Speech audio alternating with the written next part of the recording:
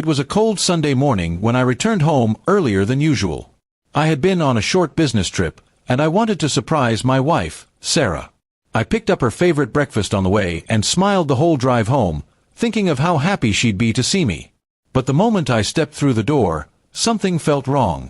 The house was too quiet, yet I could hear faint sounds coming from our bedroom upstairs, sounds that didn't belong in a home meant to be full of trust and love. My heart started to race as I walked up the stairs, each step heavier than the last. I pushed open the door, and the world around me fell apart. There she was, my wife, with my best friend, Daniel. The man who stood beside me at my wedding. The one who had been like a brother to me.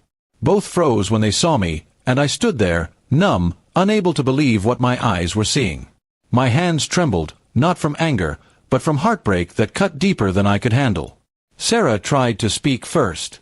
"It's not what it looks like," she whispered, covering herself as if that would make it less real. But it was exactly what it looked like. Daniel avoided my gaze, mumbling something about making a mistake. I didn't shout. I didn't curse. I just stared at them, feeling the weight of betrayal pressing against my chest. The breakfast bag dropped from my hands, spilling its contents on the floor, a symbol of everything I had planned to share with her, now meaningless. I walked out of that room silently. Sarah ran after me, begging me to listen, but I couldn't. My mind was a storm of emotions, disbelief, anger, sadness. I got in my car and drove without knowing where I was going. The road blurred before my eyes as tears streamed down my face.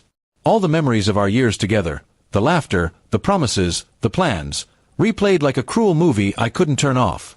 That night, I sat in my friend's old cabin by the lake, staring into the water. I didn't sleep. I kept thinking about how easily both of them had thrown away everything. By morning, my pain had turned into something sharper, not hatred, but determination. I didn't want to fight, but I couldn't let them walk away without understanding what they'd done to me. Over the next week, I acted calm.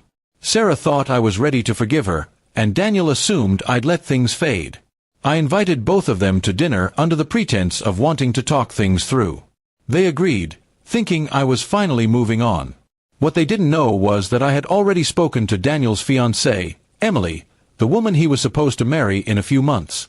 She deserved to know the truth too. When the evening came, I prepared a quiet dinner. Sarah dressed up as if everything was fine again, and Daniel arrived nervously. A few minutes later, Emily showed up. Sarah's smile faded instantly when she saw her.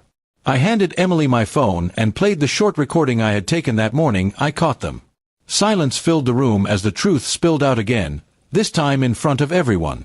Emily's eyes filled with tears, and Daniel sat frozen, realizing his double life was over. Sarah tried to explain, but no one wanted to listen. Emily walked out, heartbroken but thankful she knew before marriage.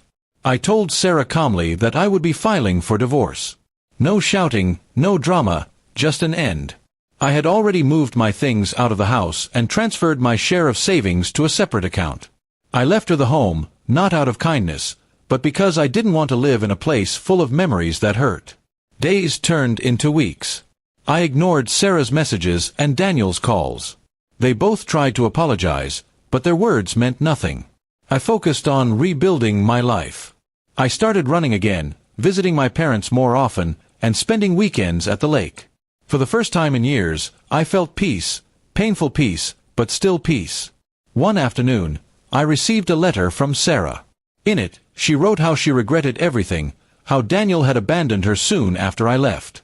She said she lost both her husband and her best friend in a single day. I didn't reply. Some things don't deserve answers. Months later, I heard that Daniel had moved to another city. I didn't care. My heart had already closed the chapter. The pain didn't vanish completely, but it taught me something priceless. Never to ignore red flags, never to give trust blindly, and never to lose yourself while loving someone else. I built a new life slowly, surrounded by people who truly cared. I still remembered Sarah sometimes, not with hate, but with sadness for what could have been. My revenge hadn't been loud or cruel. It was simple. I let her face the emptiness she created. In the end, I realized the best revenge isn't to destroy the one who hurt you, but to rise above them, stronger than before. I walked away from the ashes of betrayal and found a new version of myself, one who finally understood that peace is worth more than revenge, and self-respect is the greatest victory of all.